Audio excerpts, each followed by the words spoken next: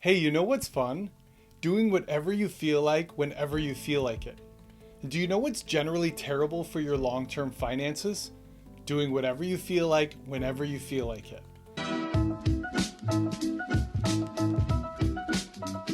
How can we build good money habits when what we want to do is the fun thing now?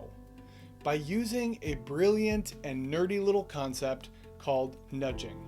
Nudging simply means setting up your environment so that making the right choice is actually the easier choice. It starts with you removing anything between you and the action step you want to take. This is called friction.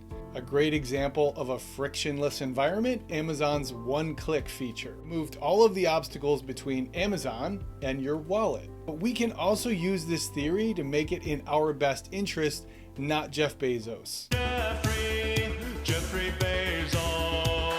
Now, nudging is also known as nudge theory or choice architecture, if you want to sound like you're giving a TEDx talk. But my favorite synonym for nudging is decision design. Your determination combined with decision design is the silver bullet approach to making real, lasting, and meaningful improvement. Let's talk about 3 key elements of decision design that will help you break bad habits and build good ones. We're going to talk about making it small, making it fun, and making it positive. So making it small is all about one thing at a time. Most days at the end of my workday, I like to go out in the backyard and play soccer with my dog, Remy. For Remy, it's a chance to ferociously attack the ball, like some sort of FIFA tryout. This is the only way I can get the ball away from him though. When he has both the soccer ball and the roller ball, he's truly torn between the two, and by chasing both at the same time, he's kind of no good at hanging on to either. Same concept for us. If you aim at 2 targets, you'll hit neither.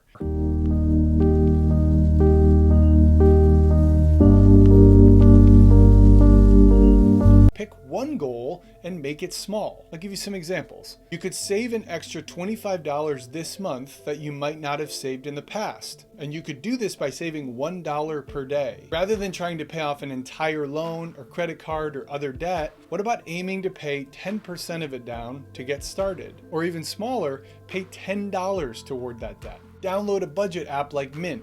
Connect only the credit or debit card you use the most and log in just once a week to see how that shopping habit is actually doing. You can commit to raising your credit score by any amount using tips you learn by going to a free credit counseling workshop, one online, one in your local community, one at a local bank or credit union. And lastly, schedule a quick call or a visit with a financial educator. With each of these examples, perfection isn't the goal.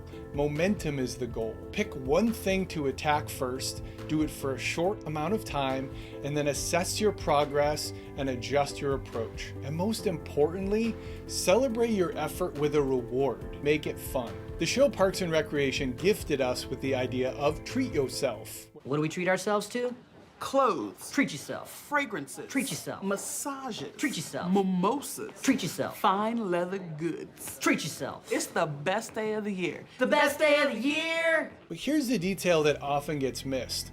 They only did this one day a year. I read this study where students were either offered a piece of chocolate right now or told they would get a piece of chocolate a little while later after they had waited. It turns out the anticipation of waiting for the chocolate actually created greater enjoyment based on measured brain activity. Those students waited and had a better experience. What this says to me is that a little bit less of a good thing makes that good thing even better. Buying things gives us a very short-lived burst of happy brain chemicals, and it wears off way too soon. So let's take a lesson from Parks and Rec and plan our reward activity now for when we reach our goal so that we can anticipate it and work toward it. Third example is to make it positive.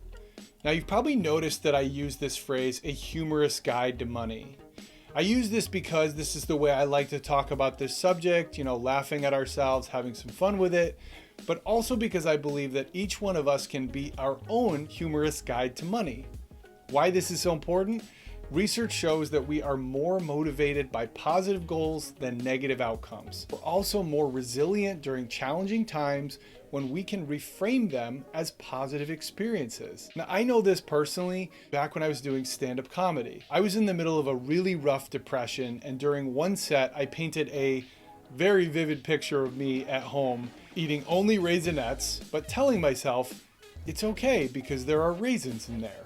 Now, I noticed that the audience was laughing in not judgment, but in recognition, because they have their own version of this same experience. I like to say we're all a success and a mess. And the sooner we embrace this about ourselves, the more fun life gets. So when things are challenging, being your own humorous guide to money in that moment is a better way to achieve your goals. You can use this mindset to create a better money psychology for yourself.